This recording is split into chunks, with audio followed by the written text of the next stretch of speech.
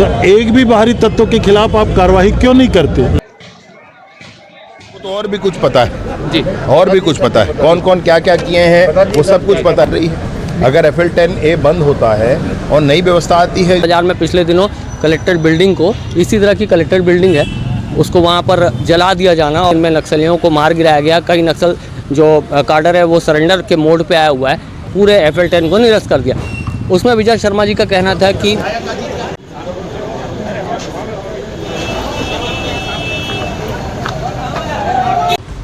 देश भर में लोकसभा चुनाव के बीतने के बाद में जो छत्तीसगढ़ में भाजपाई जो नीति है वो लगातार रफ्तार पे दिख रही है और भाजपा के नेता अपने अपने क्षेत्रों के सघन दौरे में हैं और वहाँ विश्लेषण ये कर रहे हैं कि कामों में कितनी रफ्तार आई है, कौन से काम पेंडिंग है, कौन से विषयों पे कितने आवेदन आ चुके हैं और उन आवेदनों पे अब तक कितनी सुनवाई हुई है। और मैं इस वक्त ये रिपोर्टिंग आपको दुर्ग शहर से कर रहा हूँ। ये पीछे दुर्ग का कलेक्ट्रेट है। अभी थोड़ी देर पहले यहाँ पर जो छत्तीसगढ़ के गृह मंत्री हैं विजय शर्मा साहब वो आए थे, उन्होंने समीक्षा बैठक ली और वहाँ कलेक्टर, SP और बहुत से विधायक दुर्ग ज़िले के वो मौजूद थे, सांसद मौजूद थे विजय जी, और उन्होंने बहुत सारी चीज़ों पे अधिकारियों से रायशुमारी की, बातचीत की और बहुत सारे विषयों, तथ्यों पे अपने जो आदेश हैं उनको उन विषयों पे बातचीत की।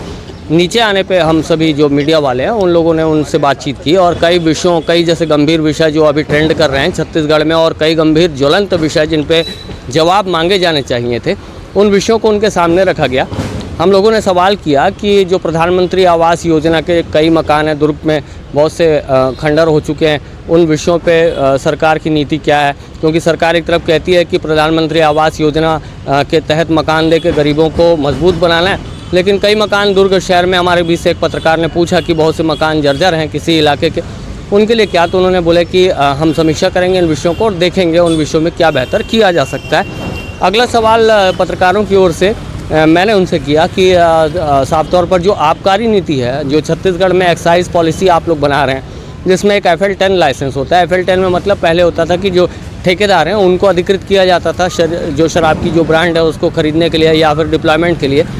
उस पूरी जो FL10 की एक नीति बनी थी उसमें कई जो पार्टीज थी उनको FL10 की जो बोलना चाहिए अधिकार है उसको अलॉट कर दिया गया था, लेकिन अचानक से वो पूरे अधिकार समाप्त कर दिए गए। CM ने इसमें अपने विशेषाधिकार का इस्तेमाल करते हुए पूरे FL10 को निरस्त कर दिया। उसमें विजय शर्मा जी का कहना था कि सरकार अगर इन कामों को अपने पास लेकर करती तो उसमें ट्रांसपेरेंसी की ज़्यादा उम्मीद है।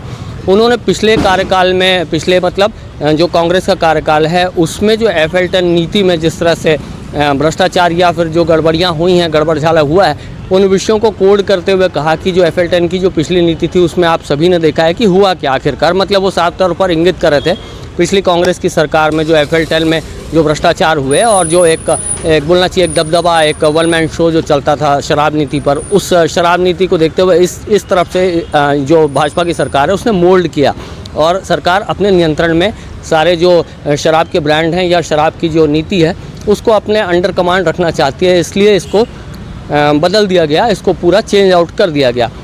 नक्सलवाद एक बड़ी समस्या है, छत्तीसगढ़ के लिए एक बहुत बड़ा दंश है। उसके लिए फिर हमने सवाल किया कि सर जो अभी तक जो ऑपरेशंस हुए हैं जिनमें नक्सलियों को मार गिराया गया, कई नक्सल जो काडर है वो सरेंडर के मोड पे आया हुआ है, कई नक्सलियों को पुनर्वास नीति के तहत बुलाया जा रहा है और उनसे लोन वर्राटू या जो भी है समर्पण की नीति का एक भाव स्पष्ट किया जा रहा है। उन्होंने जवाब दिया कि नक्सली जो वारदातें हैं उनको रोकने के लिए अमित शाह जी के निर्देशन पर और जो प्रधानमंत्री हैं नरेंद्र मोदी जी के निर्देशन पर छत्तीसगढ़ की सरकार नक्सलवाद के सफाए के लिए बहुत बड़े स्तर पर काम कर रही है, सभी पहलुओं पर काम किया जा रहा है। उन्होंने साफ तौर पर ये भी कहा कि अगले 5 साल में निश्चित तौर पर जो नक्सली हैं वो समाप्त हो जाएंगे।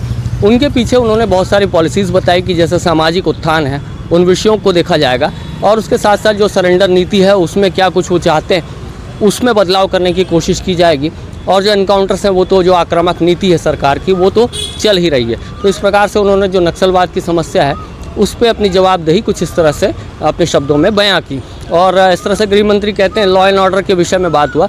बलौदाबाजार विषय एक बहुत जो चर्चित विषय है और एक गंभीर विषय है जिस पे सारे जो दल हैं लगभग केंद्रित हैं इन विषयों को लेकर। बलौदाबाजार में पिछले दिनों कलेक्टर बिल्डिंग को, इसी तरह की कलेक्टर बिल्डिंग है, उसको वहाँ पर जला दिया जाना और कलेक्टर ऑफिस और एसपी ऑफिस को फूंक दिया जाना, मतलब एक बहुत बड़ा वहाँ पर एक बोलना चाहिए कि एक उत्पात हुआ। उस आगजनी और उत्पात के पीछे आखिरकार जिम्मेदार कौन है, ये सवाल किया गया पत्रकारों की ओर से। और लगातार इसमें सियासत का दौर चल रहा है। भाजपाई कहते हैं कि इसमें कांग्रेसियों ने मिलकर कुछ अंडरग्राउंड किया है।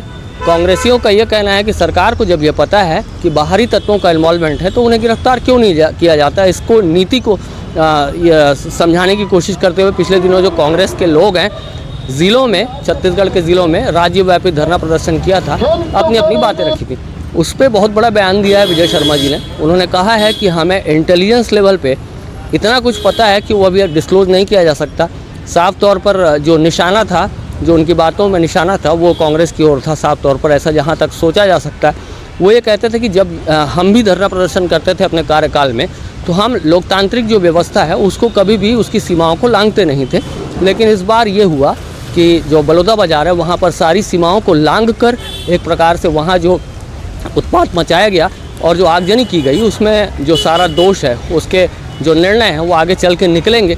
लेकिन उसमें इंटेलिजेंस लेवल पे उन्हें जो है बहुत सारी जानकारियां हैं, अंदरूनी इतनी सारी जानकारियां हैं, वो इन चीज़ों को डिस्क्लोज नहीं करना चाहते थे। तो इस तरह की ये जो आज की पूरी बातचीत की समरी है मैंने आप तक रखी है। इन बातों पे आपका क्या विचार है ज़रूर रखिएगा। आगे आपको विजय शर्मा जी क्या कुछ बोल रहे हैं, आपको डायरेक्ट वो बोलते हुए मिलेंगे, तो वीडियो क्या अंत तक बने रहिएगा। विजय शर्मा जी के एक एक बयान आपको सुनने चाहिए। जिला के प्रशासन की समीक्षात्मक बैठक माननीय सांसद जी के साथ, माननीय सभी विधायक जी के साथ की है हम लोगों ने। कलेक्टर मैडम थी, एसपी साहब थे और सभी लोग थे, सारे विभाग के अधिकारीगण थे।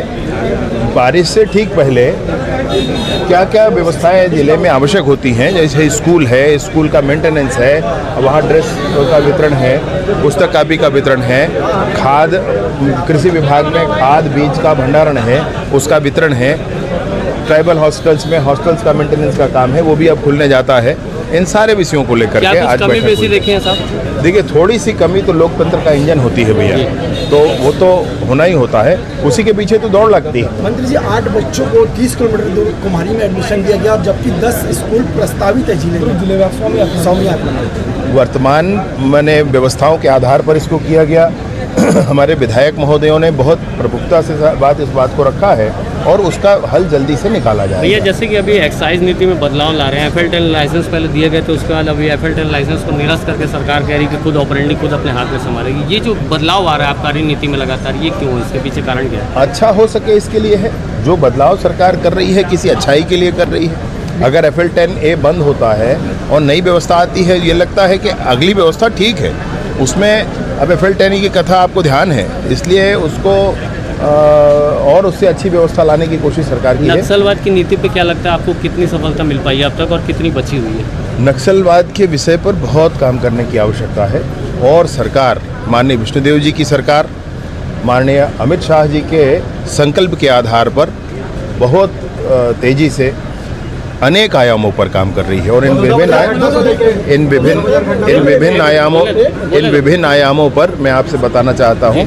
सामाजिक आयाम है, मैंने विक्टिम्स के ऊपर है, सरेंडर के ऊपर है, जो पुराने सरेंडर किए हैं उनके ऊपर है, सरेंडर पॉलिसी के ऊपर है, इससे बहुत सारी चीज़ों पर ये विषय है, तो इसमें काफ़ी आयामों पर काम क्या माना जाए इस पंचवर्षीय योजना में नक्सलवाद का सफाया छत्तीसगढ़ से हो जाएगा? प्राणपन से इस बात के लिए कोशिश करेंगे कि आप बस्तर में आराम से घूम सकें। भैया, एक अंतिम सवाल है। दुर्ग में 30 करोड़ की लागत से 2019 में प्रधानमंत्री आवास का निर्माण करा गया। 522 मकान खंडर हो चुके हैं, 24 करोड़ रुपए का भुगतान हो चुका है और वो पूरे मकान खंडन हो चुके हैं। कहाँ पर है ये? दुर्ग सरस्वती नगर वार्ड नंबर 34 और पूरे दरवाजे खिड़कियाँ चूरी, उस पर कुछ मैं पता करता हूँ। भैया, बलौदा बाजार मामले में, भैया एक मिनट, बलौदा बाजार मामले में जिस तरह से जो कांग्रेसी अभी स्टेट वाइज प्रदर्शन किए और उनका कहना है कि जब सरकार को ये पता है कि बाहरी तत्व है इस आंदोलन में हिस्सेदार थे, बाहरी तत्व नहीं, हमको तो और भी कुछ पता है जी, और भी कुछ पता है, कौन कौन क्या क्या किए हैं वो सब कुछ पता है भैया। यहाँ से कितने लोग गए थे, कौन कौन गए थे, दुर्ग से यह भी पता है। तो भैया ये है कि ऐसे नहीं राजनीति की जाती है अपने ही लोगों को खत्म करके। लगातार आंदोलन हम लोगों ने भी किया भैया, 9 दिन 9 रात में कलेक्टर के दरवाजे पर बैठा रहा, लेकिन कभी नहीं कलेक्टर के दरवाजे के अंदर गया। हमको मालूम है कि उसके आगे जाओगे तो लोकतंत्र का अपमान है। हम लोगों ने विधानसभा का घेराव किया, विधानसभा के गेट के सामने हम आधा घंटा बैठे रहे, जबकि हमारी इतनी ताकत उस समय थी कि बड़े बड़े बैरिकेड उखाड़ दिए, अंदर जा सकते थे लेकिन नहीं गए, क्योंकि हमको मालूम है लोकतंत्र यहाँ से अंदर जाएंगे तो लोकतंत्र को खतरा है। इसलिए आंदोलन करिए भैया, लेकिन ये नहीं किया जाता है। जिस तरीके से जलाया गया है कलेक्ट्रेट और एसपी कार्यालय को, ये बिल्कुल स्वयं ये लोग इन्वॉल्व है, मैं बता रहा हूँ। नीट की घटना को लगातार जो हमलावर हैं और कह रहे हैं कि बच्चों का भविष्य अब खतरे में आ गया है। नीट की परीक्षा पर जांच चल रही है और मैं सोचता हूँ कि इसका सही जवाब मिलेगा।